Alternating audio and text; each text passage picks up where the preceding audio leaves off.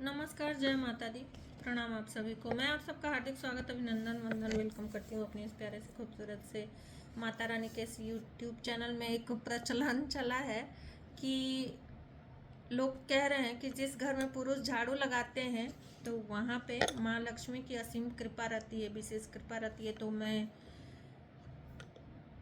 एक लॉजिक इस पे देना चाहूँगी, एक लॉजिक वाली बात कहना चाहूँगी। क्यों कहना चाहूँगी कि पहले के समय में पुरुष झाड़ू नहीं लगाते थे। अब ये नया नया चला है कि दोनों बराबर हैं, दोनों में समानताएं हैं, तो पुरुष झाड़ू, वो देखो वो टॉपिक एक अलग चीज़ हो गया, ठीक है।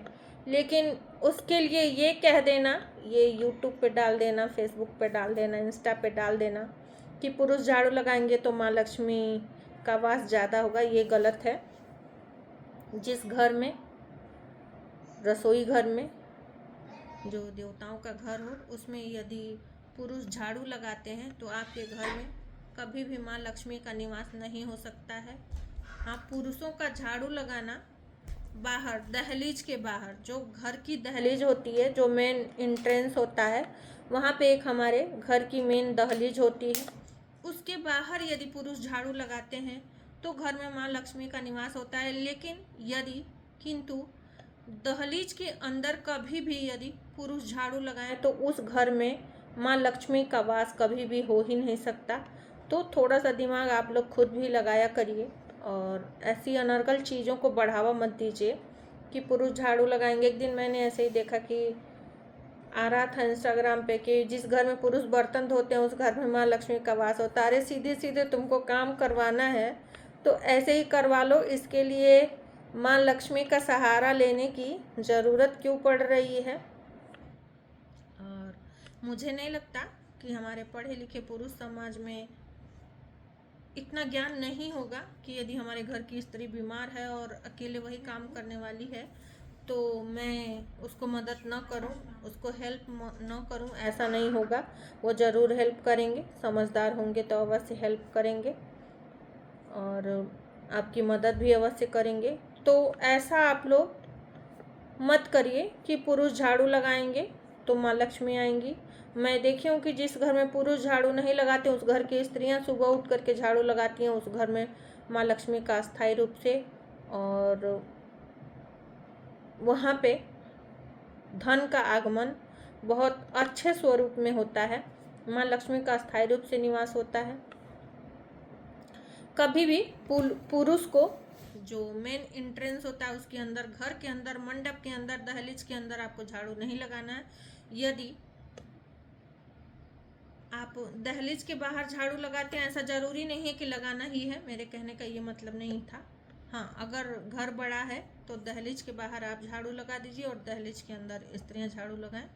इस तरह की यदि व्यवस्था आपके घर में है तो वहाँ पे माँ लक्ष्मी का वास होना संभव है और होता भी है और ये लाभ भी करता है।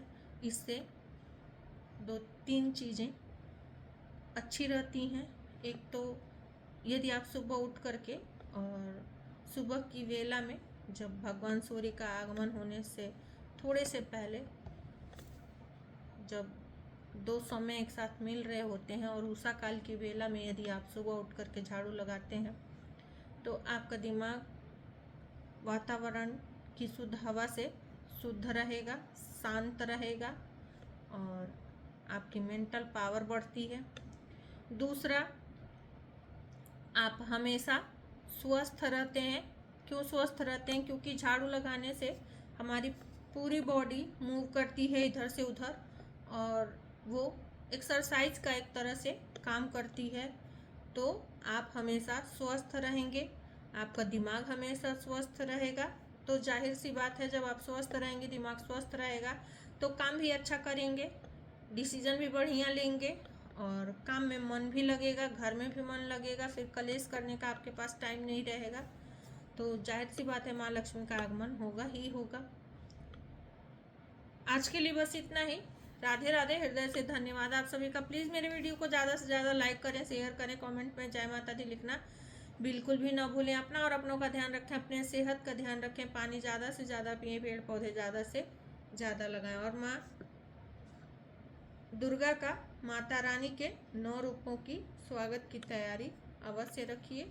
घर को स्वच्छ करिए, अपने मंदिर को साफ सुथरा करिए, रंगाई पुताई करवाइए और माता के आगमन की तैयारियां जरूर करिए।